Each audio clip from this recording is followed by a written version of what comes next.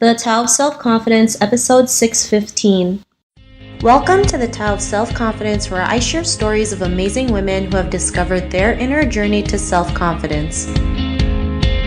Visit our website at thetaoofselfconfidence.com. Your inner journey to self-confidence awaits.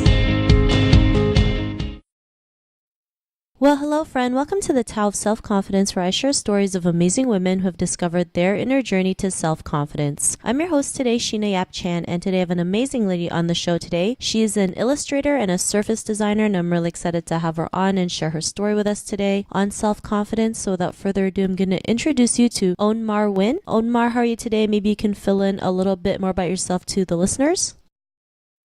Hi, I'm an illustrator and designer based in the UK, and I've been working in this industry for over 20 years, but I did take 8 years out to look after my children, so I call this my second career, and I work with brands, packaging, book illustration, and also things like greetings cards and stationery. Awesome. Well, thanks for sharing that. And Ohn Mar, what's your cultural background? I immigrated to the UK from Burma when I was 5, and I did have a fair bit of trouble picking up English language and comprehension, and I had quite a lot of special lessons. I don't know what you call it in America. In the UK, it's like special needs. Until I was about 11, so that made me feel very self-conscious, and I had a few self-esteem issues because of that. Luckily, I had some very friendly teachers who supported my artistic abilities over my written language skills. Awesome. Well, thanks for sharing that. And, I think that's something as we all go through, right? When we immigrate to a country, especially, when English is a first language, the same thing happened to me when I moved to Canada. I had to take, it was called English as a second language classes, right? Because I couldn't, put sentences together. Just when I would speak, people would tell me I didn't make any sense. So I had to do that for about a year to start learning how to speak English properly. So I totally understand what you're coming from. It's like, then we feel like, we're not good enough because we can't speak English properly, but would, like you mentioned, proper, mentorship, you realize you were more than just that. So I'm glad that, you had teachers who encouraged you, to get with your artistic self and, realize like everything else will fall into place. So thanks for sharing that. And what would be your favorite self-confidence quote? I think it is the magic happens outside of your comfort zone. I completely believe that you only have to take one step outside your comfort zone every day and it gets slightly easier. Thanks for sharing that great quote. And I totally agree with you, especially, nobody realizes like once we step out of our comfort zone, yeah, it's scary and it's uncomfortable. But once you step outside it, like that's what you mentioned, like magic does happen, like things just start to happen that you never thought was possible. But just taking that first step is really the hardest step, I think, because it's like you're so scared. But once you step over, it's like, I like, what was I think, like, why did it take me so long, right? But it happens to all of us, and it's, a process that we go through and we can share with other people to realize they're not the only ones who feel that way. So thanks for sharing that great quote. And in your own words, how do you define self-confidence? I think for me, it's being comfortable with who you are and where you are in your situation in life, and you start trusting in your own abilities, and you have a real gut instinct, gut feelings that whatever decisions you're making are going to lead you to where you want to go, and it will align with all the goals that you set yourself, if you set yourself goals. Thanks for sharing that great definition. And Ohn Mar, what was your life like before your discovery of self-confidence?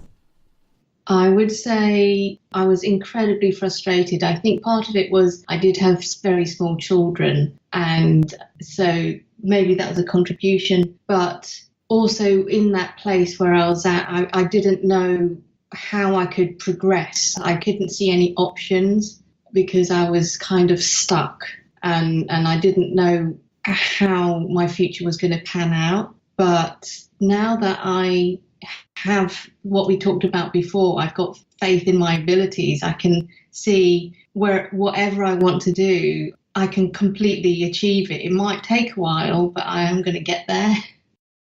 Thanks for sharing that. And, you mentioned how, having faith in your abilities was what helped you, go out there and be who you are today. Like, was there any other aha moments that made you realize you are capable of doing, anything you put your mind to? What was that aha moment?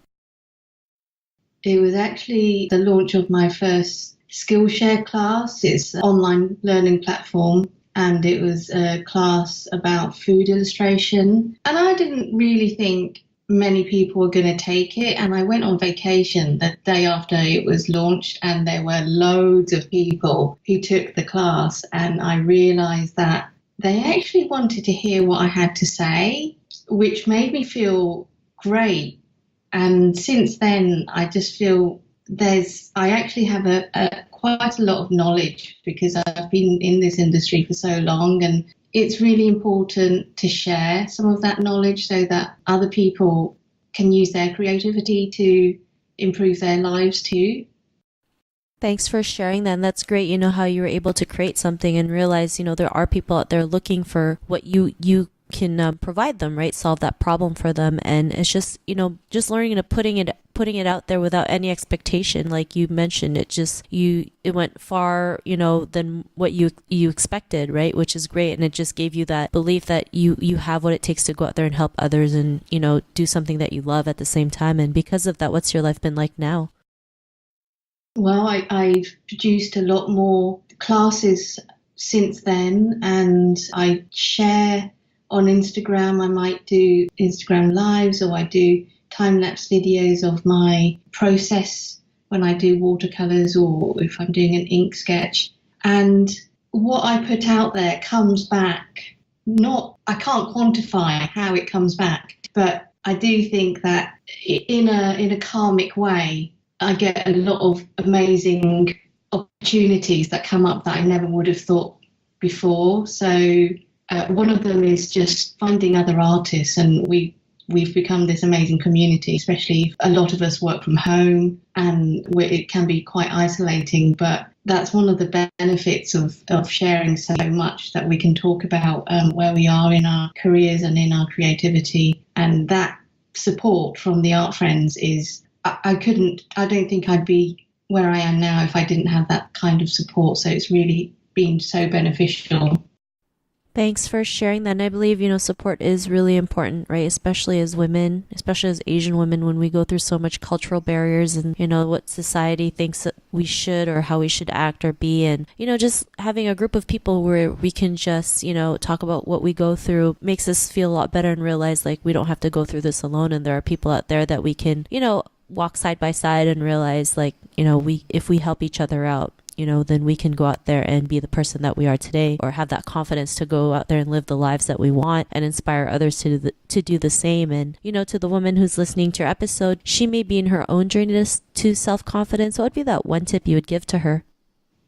I would say you do not have to have all the answers lined up in front of you. As I mentioned at the beginning, just take that step, the courage to take one step in front of the other towards a particular goal you may have. That is all you need to do, just a tiny step every single day, and things will fall into place. There may be a little detours, but if you just show up every day, and you'll feel more comfortable about the journey that you're taking, and totally believe that you are meant to be where you're meant to be. And that is part of that learning to be confident. Thanks for sharing that great tip. And I love how you mentioned just taking, one step at a time. Most people feel like when you want to work on your confidence or work on a goal, you have to like do something big, when it's the little steps or the small daily steps that actually yield those big results. So I really love that you mentioned that. And if our listeners wanted to get to know a little bit more about you and what you do, or check out some of your work or courses, is there any links or social media profiles we can connect with? Yes, I'm on Instagram. It's Ohn_Mar_Win, and my website is ohnmarwin.com. And my Skillshare classes, I don't know the actual link to my Skillshare, but if you go to the website and type in Ohn Mar Win, I've got about 15 classes on there, for everything from watercolors to food illustration and sketching. Awesome. Well, thanks for sharing that. And to our listeners, if you want to connect with Ohn Mar, you can also head on over to the taoofselfconfidence.com and search for Ohn Mar's name. Her show notes will pop up along with everything else that we talked about. And I really just want to thank Ohn Mar for taking the time to share her story and tips with us on self-confidence. So thank you so much, Ohn Mar. It's a pleasure, honestly. Not a problem. It was really great having you on the show. And to our listeners, be on the lookout for another new episode of another amazing woman's journey to self-confidence, and we'll talk to you soon. Bye for now. Thank you for tuning in to another amazing episode of the Tao of Self-Confidence. Want to learn how you can use podcasting to market your business? Download your free report by visiting our website at thetaoofselfconfidence.com. Your inner journey to self-confidence awaits.